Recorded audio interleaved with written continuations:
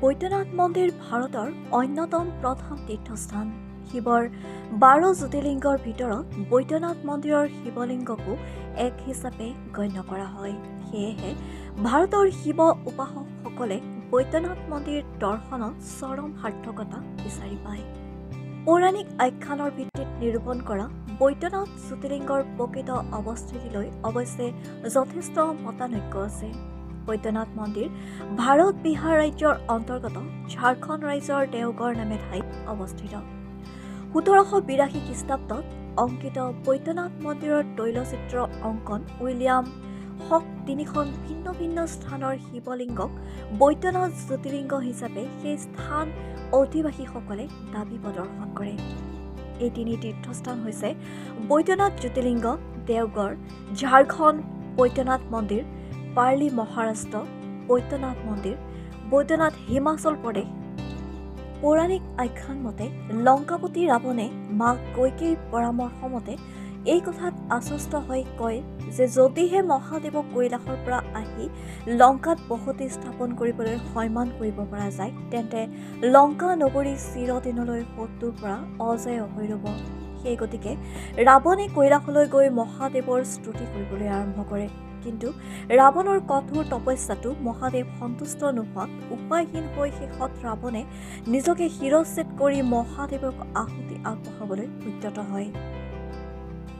ৰাৱণে এটা এটাকৈ নিজৰ 9টাকৈ মূৰ তপ যজ্ঞত আহুতি দিয়াৰ পিছক্ষণতে মহাদেৱ আহি উপস্থিত হয় আৰু ৰাৱণক মনোবাঞ্ছিত বৰদান দিয়াৰ প্ৰতিশ্ৰুতি দিয়ে। ৰাৱণে তেতিয়া মহাদেৱক লংকালৈ আহি বাস কৰিবলৈ অনুৰোধ কৰে। মহাদেৱে এই কথাত নিজৰ অপাৰগতা বৰ্ণনা কৰি কয় যে তেওঁ ৰাৱণক এক জ্যোতিৰ্লিংগ প্ৰদান কৰিব আৰু সেই জ্যোতিৰ্লিংগ লংকাত স্থাপন হোৱাটোৱেই লংকা নগৰীক শত্ৰুৰ পৰা চিৰদিনলৈ অজেয় কৰি ৰাখিব। লগতে এইবুলিও সাৱধান বাণী শুনালে যে যদিহে যাত্ৰাকালত ৰাৱণে সেই জ্যোতিৰ্লিংগক মাটিত স্পৰ্শ কৰায় তেন্তে সেই জ্যোতিৰ্লিংগ সেই স্থানতে চিৰদিনলৈ প্ৰতিষ্ঠিত হৈ ৰ'ব।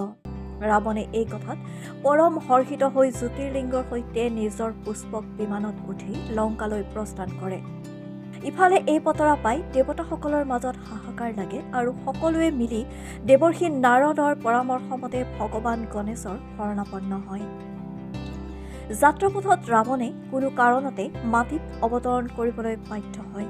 ৰাৱণে ওচৰে পাজৰে বিচাৰি এজন গৰখীয়া ল'ৰাক দেখি তেওঁক সেই জ্যোতিৰ্লিংগটি খন্তেক সময় ধৰি ৰাখিবলৈ কয়। সেই গৰখীয়া ল'ৰাজন আছিল দেৱতা গণেশ। ৰাৱণৰ অলক্ষিতেৰে তত্ত্বাতয়াকৈ জ্যোতিৰ্লিংগটি ভূমিত স্থাপন কৰে আৰু অন্তৰ্ধান হয়। ৰাৱণে অলেখ চেষ্টা কৰি জ্যোতিৰ্লিংগ পুনৰ উদ্ধাৰ কৰিব নোৱাৰি বিমূঢ় মনেৰে লংকালৈ ৰাওনা হয়। দেৱতাসকলে নিজ উদ্দেশ্যত সফল হৈ সেই স্থানত আহি জ্যোতিৰ্লিংগৰ পূজা অৰ্চনা কৰে আৰু সেই জ্যোতিৰ্লিংগই আজিলৈ বৈদ্যনাথ জ্যোতিৰ্লিংগ হিচাপে বিৰাজমান হৈ আছে।